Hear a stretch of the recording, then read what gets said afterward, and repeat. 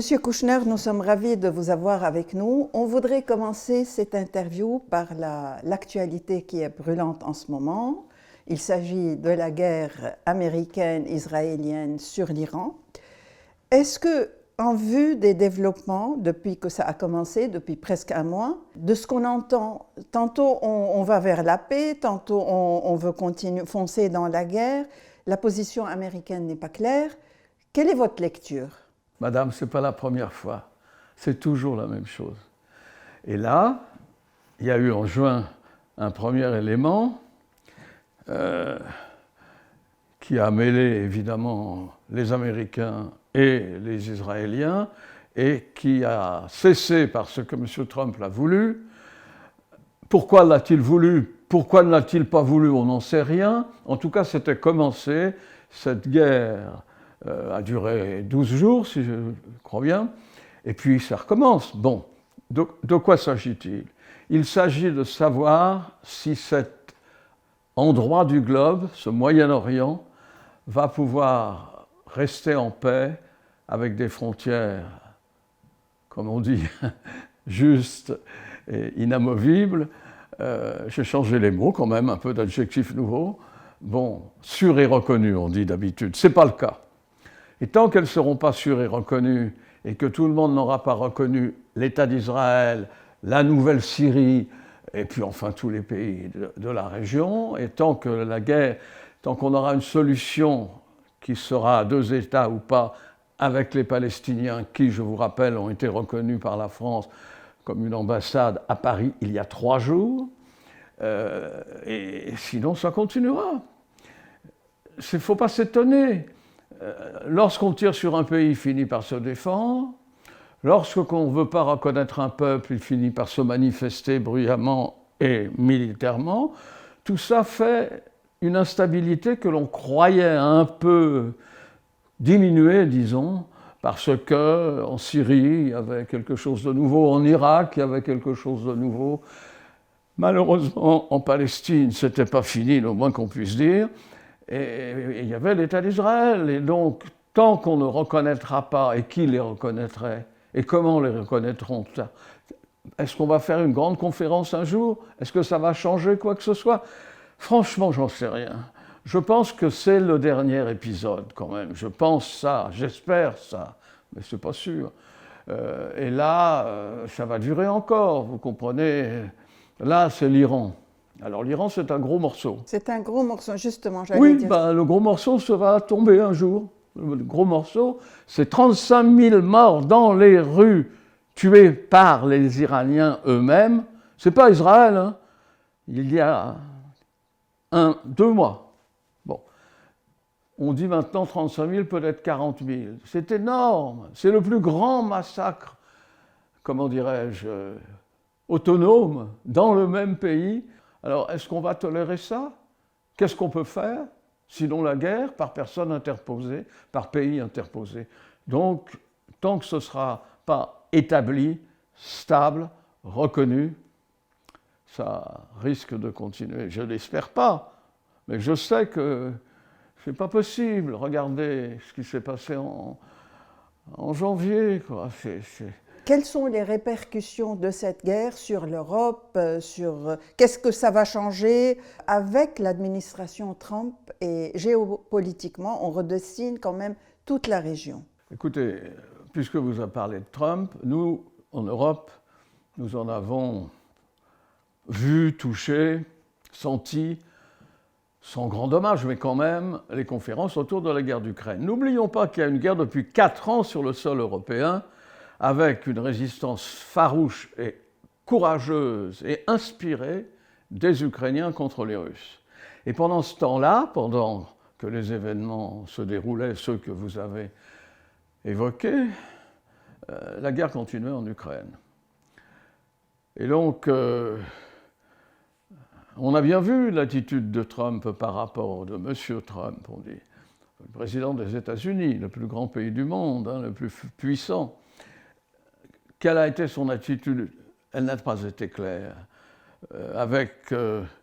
Poutine, l'homme qui tire avec des kilos, si j'ose dire, ou des tonnes de drones et de bombardements quotidiens. Est-ce qu'il a été pour? Non. Est-ce qu'il a été contre? Non. Il a changé d'attitude comme il le fait souvent. Mais moi, je ne suis pas un type qui se retranche, qui se cache derrière les Américains. C'est les Américains. Non, ce n'est pas les Américains. C'était une guerre en Europe. Qu'est-ce que nous avons fait? Pas grand-chose. On a aidé et maintenant c'est nous qui payons, nous, les Européens. Bon, ça change un peu. Mais ce sont les Ukrainiens qui se sacrifient. Ce sont les Ukrainiens qui... évidemment, il y a aussi les Russes. Mais qu'est-ce qu'on peut faire pour arrêter ça? J'en sais rien. Ça va s'arrêter, bien sûr, un jour. Bon. Mais nous étions extrêmement, comment dirais-je, choqués, en tout cas remués, nous-mêmes, par l'attitude des États-Unis et de M. Trump, pas des États-Unis, mais de M. Trump par rapport à l'Europe. Et ça, nous l'avons senti et ça nous a beaucoup remués. Au fond, sans se manifester clairement contre l'Europe, il n'était pas pour.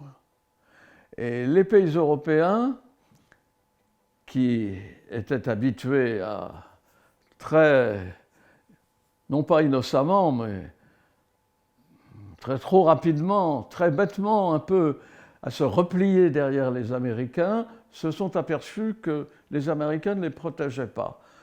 Alors, M. Trump, américain, a exigé que ce soit l'Europe qui paye pour la guerre en Ukraine.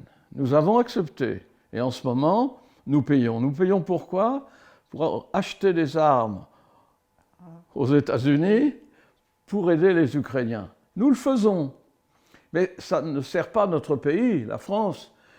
Les gens qui aident l'Ukraine, tous les pays européens en réalité, plus ou moins proportionnellement, mais enfin différents, ceux-là vont acheter des avions aux États-Unis.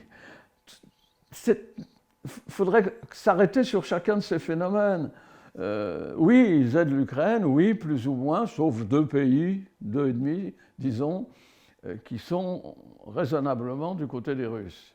Enfin, raisonnablement, je n'ai pas dit qu'ils ont raison, j'ai dit qu'eux se positionnent très clairement.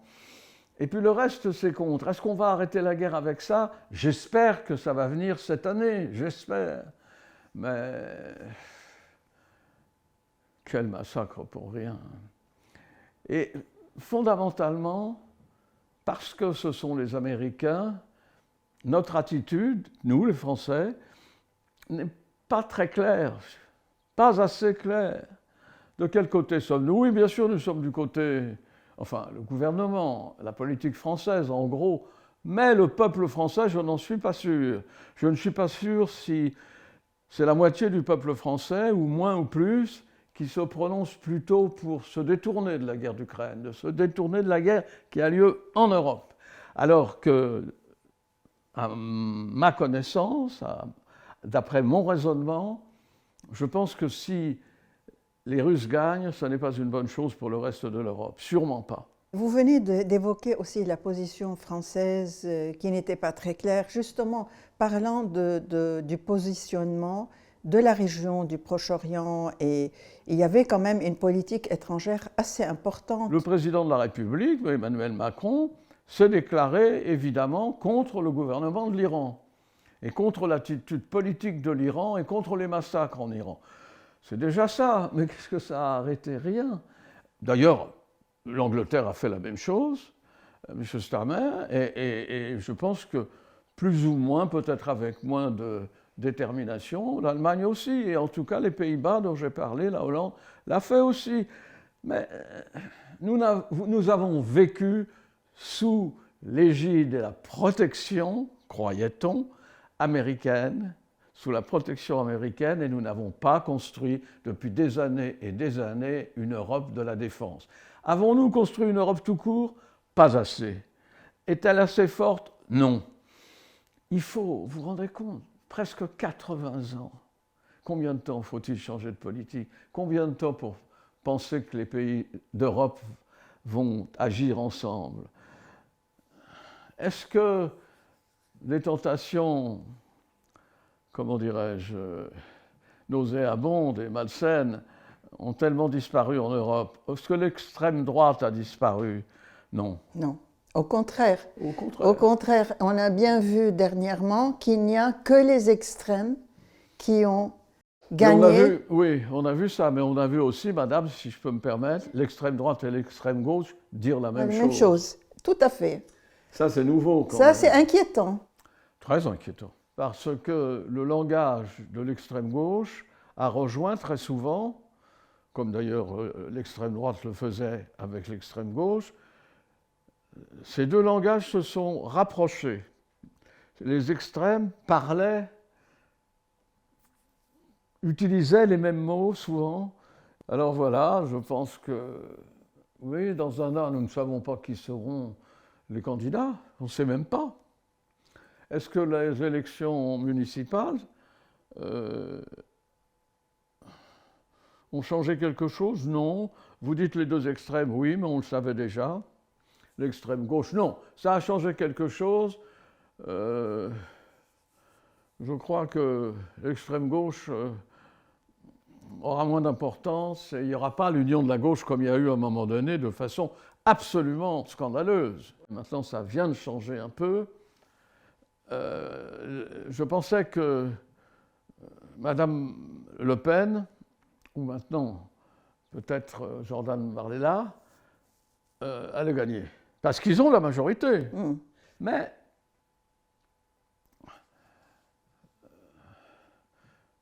c'est pas sûr. Il peut y avoir une surprise avec une gauche large, une gauche raisonnable. Sans LFI. Oui. S'il y a une habileté suffisante pour avoir la gauche un peu sensible aux arguments, et ça peut être fait. Je pense qu'il y aurait une candidature centro-gauche. Dans toute l'Europe, c'est le cas. Non, mais l'Angleterre et la France, oui. Oui. L'Angleterre et la France, c'est bien. Depuis que M. Johnson est parti, bon. Est-ce que ça suffit? Non. Mais une attitude commune d'un pays comme la Grande-Bretagne et l'Europe, évidemment, ça fait 70 ans, presque. C'est dramatique qu'on n'ait pas changé et construit une Europe plus forte et plus responsable. Mais regardez avec ce qui se passe dans la guerre d'Iran, la guerre américaine, israélienne, iranienne, etc. Il n'y a pas eu d'attitude commune. La France a dit réunion du Conseil de sécurité. Vous en parliez. Eh bien alors, la réunion du Conseil de sécurité, à quoi ça sert? Ça servait jusqu'aux dernières années, 10 ans, qu'il y ait une attitude commune de l'ONU. Mais maintenant, ça ne sert plus à rien. Et on a bien vu ça pour la FNUL au Liban. Elle réussissait, la France, à garder la FNUL. Qu'est-ce que ça sert, la FNUL, madame? Je suis allé 10 fois. Oui. Vous pensez que ça ne sert à rien? 60 ans pour servir à rien. 60 ans pour regarder passer les troupes.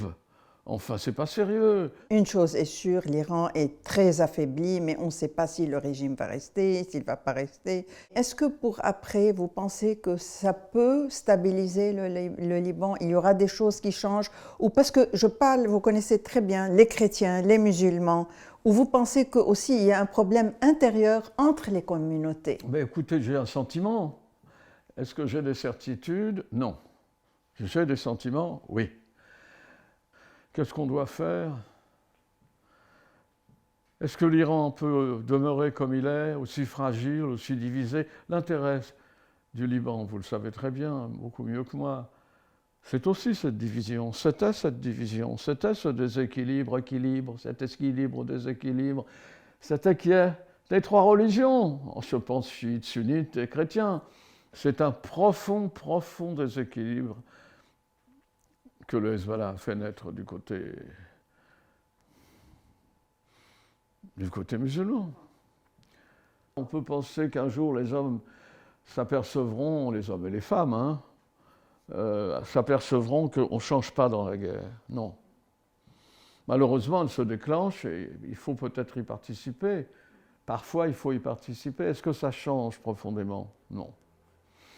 Est-ce que les réactions personnelles sont changés par les guerres? Non. Est-ce qu'on peut changer quand même sa réaction personnelle, son camp choisi? Oui. Mais il faut que ce soit profond. Je voudrais parler de Gaza, parce que ce qui s'est passé à Gaza a été terrible. Et vous, comme vous avez toujours été dans l'humanitaire, que faut-il faire maintenant pour les Palestiniens? C'est comme ça. Si vous avez des forces qui se préparent à se battre, ce que était le Hezbollah, bien entendu, si vous avez des forces qui sont agies, dirigées, et puis surtout financées par un pays aussi grand que l'Iran, c'est-à-dire le Hezbollah, c'est-à-dire les Houthis, c'est-à-dire tout ce que vous voulez, c'est eux qui les dirigeaient. Alors, à un moment donné, quand vous êtes un pays comme Israël, qui n'est pas reconnu, qui a contre lui ce grand pays qu'est l'Iran, et qui veut le faire disparaître, vous faites quoi? Vous vous battez? Qu'est-ce que c'est pas étonnant? Et le Liban, là-dedans, qu'est-ce qu'il fait? On demande au Liban, pays souverain, sous, disons, l'influence, une petite influence de la France quand même, au Liban, non? Si. Et alors, on leur demande de désarmer le Hezbollah, ils disent oui, et ils ne le font pas. Et ils ne peuvent pas le faire. Ils ne peuvent pas. Eh oui. Vous savez, l'armée libanaise n'a pas les moyens de le faire. On ne l'a pas vu beaucoup dans tout ça, l'armée libanaise. Oui. Alors c'est un progrès par rapport au fait qu'elle aurait pu se diviser. Tout à fait. Mais ce progrès ne sert à rien, madame. Je suis le premier à en pleurer. Ils sont gentils, les Libanais, je les aime. J'ai été travailler, j'ai passé des mois, des années au Liban. Qu'est-ce que ça a changé dans le rapport de force? On n'entend plus parler chrétiens contre musulmans. Bon, chrétiens se taisent. Ils sont beaucoup partis d'ailleurs, hein, malheureusement. Et si l'Iran, par exemple, la guerre continue et il n'y a pas, le régime est toujours là, même si le pays est massacré? Oui, bien sûr, il est toujours là. Il est toujours là, il est fort, le pays est grand, il est puissant, il a surtout essaimé dans tous les endroits de la région. Maintenant, le détroit d'Ormuz, personne n'en parlait, on ne savait pas où c'était, les Français. Alors maintenant, ce qui est très important, c'est la position de M. Trump. Est-ce qu'il va attaquer demain? Apparemment, quand même, il y aura une opération terrestre. Les Israéliens, ça ne m'étonnerait pas, mais on ne sait pas pour les Américains. On ne sait pas. S'il y a une opération terrestre, est-ce que ça suffira pour faire basculer le régime et qu'il y ait un régime, disons, un peu plus démocratique? Ou alors même le même régime, mais qui s'engage à faire la paix. Oui, nous sommes dans une période extrêmement incertaine, pas plus tragique que les autres, hein, mais incertaine, plus incertaine encore. En tout cas, c'était une très belle interview. Oh, madame, elle est trop longue. Non, c'est très bien, je vous remercie. C'est moi qui vous remercie et qui suis heureux de vous répondre, car c'est vos questions qui sont intéressantes. Pas seulement vous, mais vous aussi. Merci beaucoup.